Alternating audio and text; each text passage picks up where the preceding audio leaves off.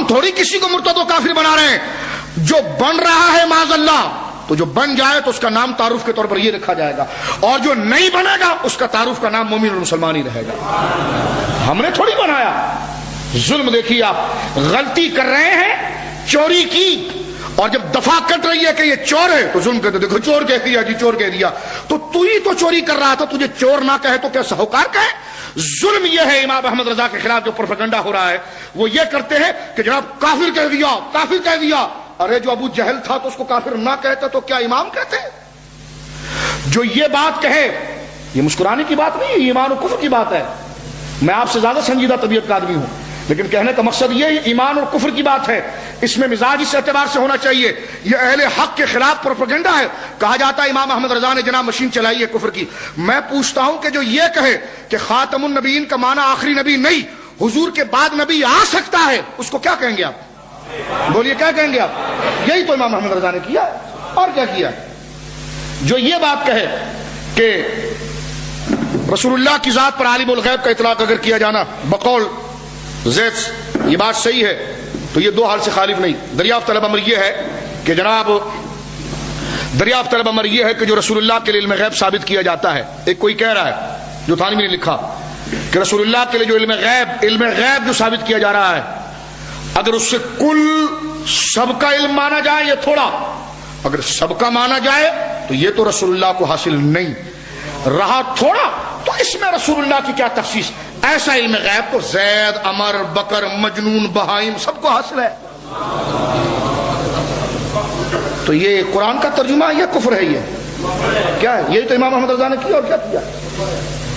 یہی تو امام احمد رضا نے کیا کہ رسول اللہ کے علم کے بارے میں کہ جیسا علم حضور کا ہے ایسا علم تو معاذ اللہ زید, عمر, بکر, مجنون, بہائم, پاگل, دیوانے, ایرے غیرے, زید, عمر, بکر, ایکس وائی زیڈ جس کو آپ کہتے ہیں, جس کو آپ اردو میں کہتے ہیں ایکس وائی زیڈ, جس کو ایرے غیرے نہ تو خیرے جو کہا جاتا ہے محاورے میں, اس طرح عربی میں کہا جاتا ہے زید, عمر, بکر کا جیسا علم حضور کا ہے تو اس میں حضور کی کیا تخصیص معاذ اللہ. ایسا علم غیب تو زید, عمر, بکر, جانوروں اور باہم, پاگلوں سب کو حاصل ہے, تو چاہیے کہ سب کو عالم الغیب کہا جائے. میں کہتا ہوں اس میں کفر نہیں ہے. تو امام احمد رضا نے یہ حکم واضح کیا. امام احمد رضا نے کسی کو کافر بنایا نہیں, وہ کافر خود بنائے, آپ نے حکم واضح کیا. سمجھ رہے میری بات آپ؟ یہ پوری دیوبندیت, ابھی ان کے بڑے بڑے چیمپئن سن رہے ہوں گے, اور یہ بات سن لیجئے کہ اس وقت میں جو بات کر رہا ہوں میری نظر میں الیاس گنبد کے سارے دلائل ہیں, حسام الحرمین کے خلاف جو یہ لکھتے ہیں وہ ساری عبارتیں ہم نے پڑھی ہیں, اور خالد مانچسٹروی نے مطالعہ بریلیت کے اندر جو حسام الحرمین کے خلاف لکھنے کی کوشش کی. تو ہمارا مشورہ ہے دیوبندیوں کو کہ جتنا زور آپ تھانوی کو مسلمان بنانے کے لیے بنا رہے ہیں اتنا زور نہیں, اس میں سے آدھا حصہ خود کو بچانے کے لیے بنائیں آپ. اس لیے کہ جو بات اس نے لکھ دی ہے وہ تو اسلام نہیں ہو سکتی, لیکن اس کے دفاع میں تم کافر ہو جاؤ گے. کہ ایک بندہ حضور کے بعد نبی کو جائز مان رہا ہے, حضور کے علم کو جانوروں سے تشبیہ دے رہا ہے, اور دوسری عبارت آپ دیکھیے, تیسری عبارت کہ اس کا خلاصہ یہ ہے, عبارت کا یہی نکلتا ہے کہ شیطان اور ملک الموت کے لیے قرآن میں کئی آیتیں ان کے علم پر موجود ہے, رسول اللہ کے علم کے لیے کوئی نص نہیں ہے. تو یہ کفر نہیں تو اور کیا کہ شیطان کے علم کے لیے نص ہے. اور آگے چل کے پھر یہ کہنا کہ ایک صالح شخص نے, یہ صالح نہیں ہے لیکن صالح کا ترجمہ صالح کرنا بھی ٹھیک ہو سکتا ہے یہاں پر, کہ ایک صالح شخص نے خواب میں دیکھا کہ رسول اللہ دیوبند تشریف لائے ہیں اور اردو میں بات کر رہے ہیں. تو اس نے پوچھا کہ آپ کو یہ زبان, آپ تو عربی ہیں یا رسول اللہ, یا رسول اللہ بھی نہیں کہا, آپ تو عربی ہیں, آپ کو یہ زبان کہاں سے آ گئی؟ آ گئی آ گئی یعنی پہلے نہیں آتی تھی, اب کہاں سے آ گئی؟ تو کہا کہ نبی پاک نے کہا کہ جب سے ہمارا تعلق مدرسہ علماء دیوبند سے ہوا ہمیں اردو آ گئی. اگر یہ ہے تو پھر وہ گورے نے جو گورے نے جناب نقشے بنائے ہیں سارے اور کارٹونز بنائے ہیں, پھر اس میں اور اس میں کیا فرق ہے؟ وہ ولایتی کافر ہے, یہ دیسی کافر ہے, فرق کیا ہے؟ دونوں جگہ ناموس رسالت کا دفاع کرنا. تو امام احمد رضا نے, توجہ سے سنیے, امام احمد رضا نے کسی کافر نہیں بنایا. امام احمد رضا نے مل کر کہیے کسی کو کافر, جو کافر بن چکا تھا اس کے حکم کو واضح کیا ہے, جو آپ کی ذمہ داری تھی. چور پکڑا گیا تو پھر اس کی ایف آئی آر کاٹی گئی.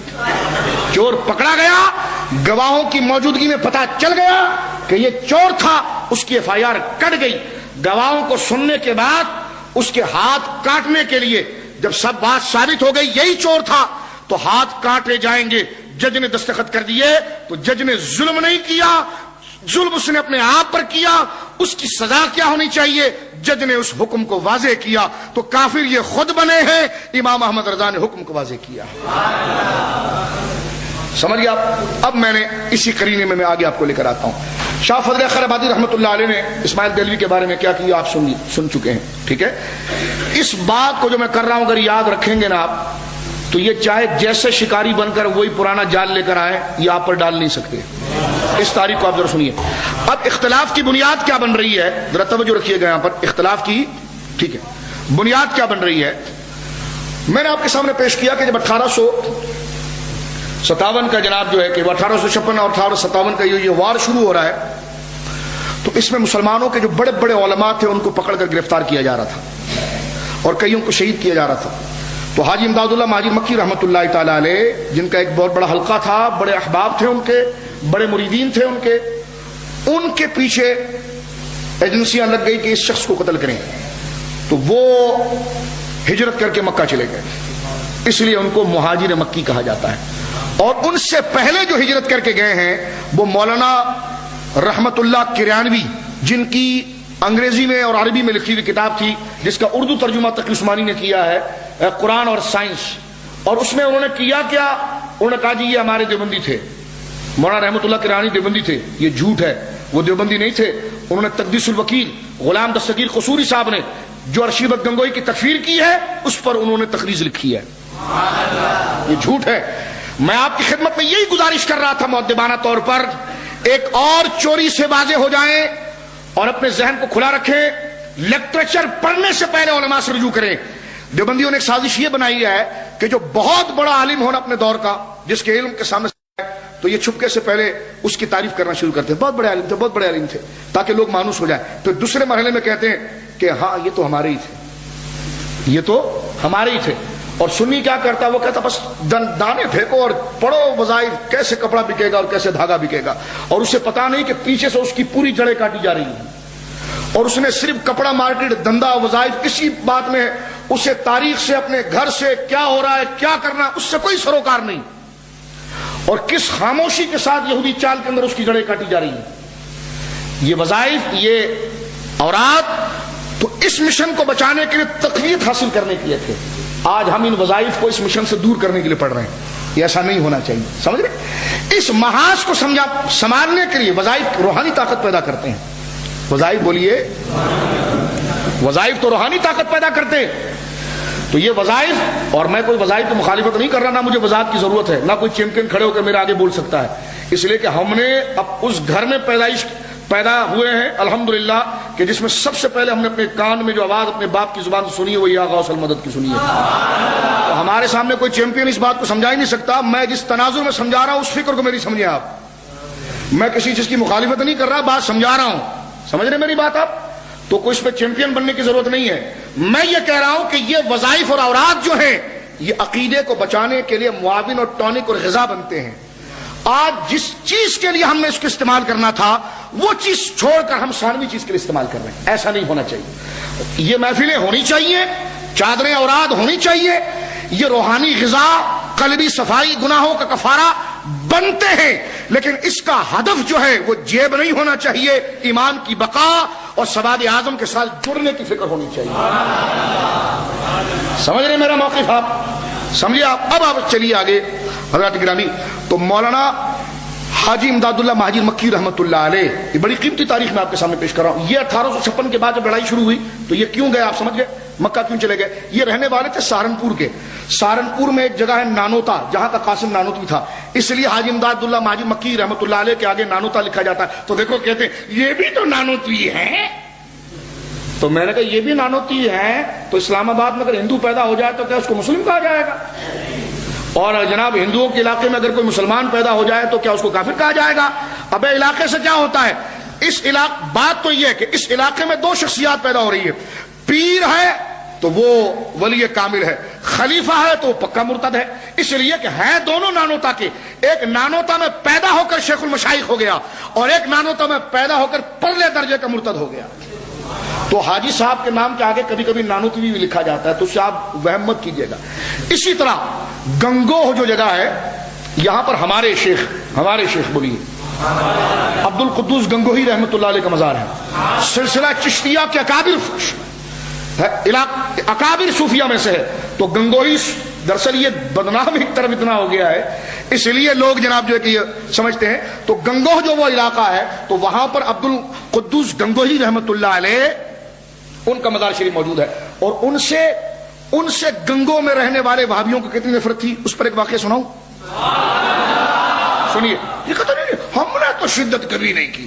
میں نے کہا یہ الگ موضوع ہونا چاہیے کہ میں اوپر سے لے کر نیچے تک سب کے حوالے پڑھ کر سناؤں لفظ بلفظ کہ امام احمد رضا نے تو ایمان کے مسئلے پر بولا ہے، اور تم نے جو شدت کی ہے وہ تو عجیب و غریب شدت ہے۔ کیسی؟ سنیے، مولوی رشید احمد گنگوہی کا ایک مرید اپنے گھر سے گنگوہ جانا چاہتا تھا، لیکن اسے بس نہیں ملی۔ ایک بس گنگوہ جا رہی تھی جو عبد القدوس گنگوہی رحمۃ اللہ علیہ کے عرس میں جا رہی تھی۔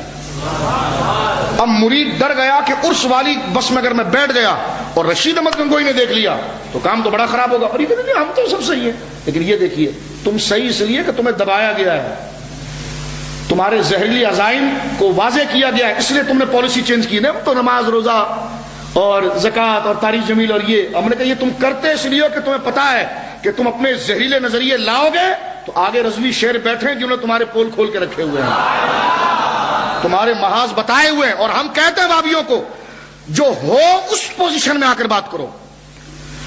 یہ کیا نماز روزے کی بات کرتے ہیں؟ بات یہ کہ تم نے حضور کی توہین کی ہے، اس لیے تمہارے اکابر کافر ہیں۔ نماز روزے کو بیچ میں کیوں لاتے ہو؟ اب آپ دیکھیں گرو نانک پوری زندگی نماز پڑھتا تھا، گرو نانک کلمے پڑھتا تھا، گرو نانک اللہ سمت کا ورد کرتا تھا۔ آج گرو نانک کی اگر تکفیر کی جائے، اس کو برا کہا جائے، لوگ نہیں دیکھیے حضرت وہ تو جناب حسین احمد مدنی کے پیچھے بھی نماز پڑھی، اس نے پڑھی نہیں، ایک بات کر رہا ہوں میں ایسی۔ تو کیا اگر کوئی نماز پڑھے اور الگ سے کفر کرتا رہے اور شرکی عقیدہ رکھتا رہے تو کیا اس کو مسلمان بنانے کے نماز کی بات لائی جائے گی؟ تو بھائی اگر تمہارے مولوی نماز بھی پڑھتے تھے تو نمازوں سے کیا ہوتا ہے؟ نماز تو عبداللہ بن ابی بھی پڑھتا تھا، اور نماز تو وہ ایسے پڑھتے تھے کہ قرآن ان کے بارے میں کہتا ہے کہ وہ نماز پڑھتے تھے، وہ یہ کہتے تھے ہم اللہ کو مانتے ہیں، رسول کو بھی کلمہ پڑھتے ہیں اور ہم آخرت کو مانتے ہیں، لیکن اللہ فرماتا محبوب ان کے دل میں کچھ اور ہے، ان کی زبان پر کچھ اور ہے۔